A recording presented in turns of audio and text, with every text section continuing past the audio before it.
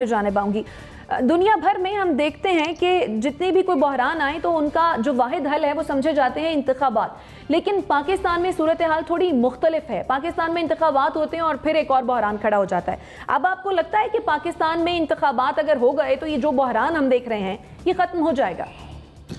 नहीं, मैं बिल्कुल नहीं देख रहा। न सिर्फ अगर इंतखाबात जल्दी हुए तब भी, और अगर इंतखाबात अपने वक्त पर अगले साल हुए तब भी बहरान चलेंगे।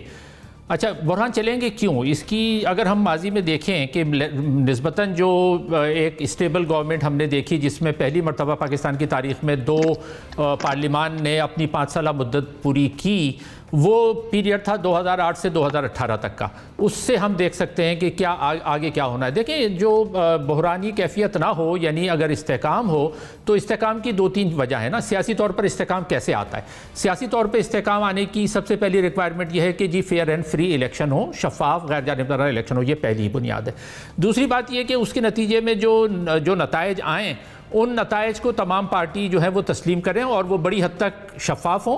और तस्लीम जो करें तो इस तस्लीम करने का मतलब यह है कि वो फौरी तौर पे उन नताइज के ख़िलाफ़ तहरीक चलाना शुरू न कर दें। तीसरी इस्तेहकाम की रिक्वायरमेंट ये होती है कि जो गैर सियासी क़ुव्वतें हैं वो सियासी मामलात में मुदाखलत न करें। जब तक ये 3 चीज़ें ना हो, आप बार बार इलेक्शन करा लें, उसके बाद बहरान ख़त्म नहीं होने, ये बहरान चलते रहने हैं। हमने देखा 2008 से 2018 तक 2 इलेक्शन जो हुए थे, 8 में और 13 में, वो निस्बतन साफ और शफाफ थे और उनको निस्बतन दोनों पार्टीज़ ने, जो बड़ी पार्टीज़ थे, उन्होंने मान लिया था।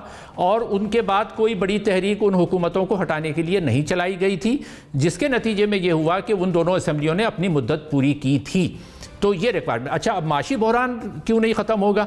देखिए, माशी बहरान ख़त्म करने के लिए जो रिक्वायरमेंट है वो भी, उस पर बात कम की जाती है लेकिन बहुत वाज़े है। 2 उसकी बुनियादी वजह हैं। एक तो ज़ाहिर है सब्सिडी है।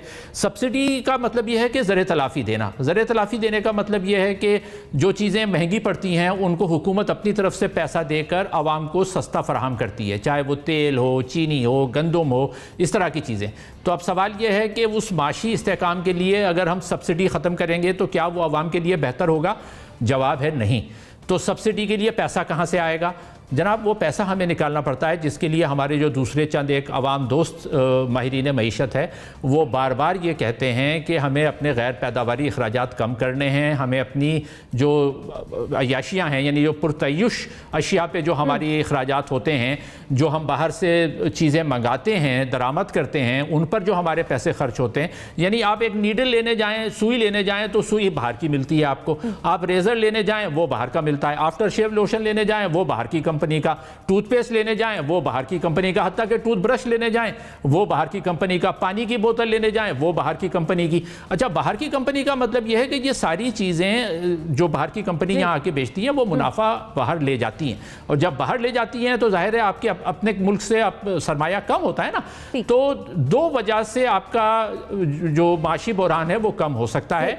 एक, गैर पैदावारी अखराजात में कमी, और दूसरा, जो आपको सब्सिडीज़ देनी हैं वो सब्सिडीज़ जो हैं वो टारगेटेड हों, यानी गरीबों को सब्सिडी मिले। ये ना हो कि उन सब्सिडीज़ का फ़ायदा जो है वो अमीर उठाएं। और तीसरी माशी इस्तेहकाम के लिए ज़रूरत यह है कि जो हमारी दरामदात हैं, हम जो बाहर से चीज़ें मंगाते हैं गैर ज़रूरी, उन पर जो हमारे पैसे खर्च होते हैं वो कम किए जाएँ। तो ये मैं समझता हूं कि सियासी और माशी इस्तेहकाम की ये 2 बुनियादें हैं। और आपके सवाल का जवाब ये है कि जब आप जितने भी इलेक्शन करवा लें, जल्दी कराएं, देर से कराएं, अगर ये चीज़ें फराहम नहीं की जाएंगी, शफाफ इलेक्शन नहीं होंगे, उन इलेक्शन के नताइज को नहीं माना जाएगा। इमरान खान की सियासत ये है कि वो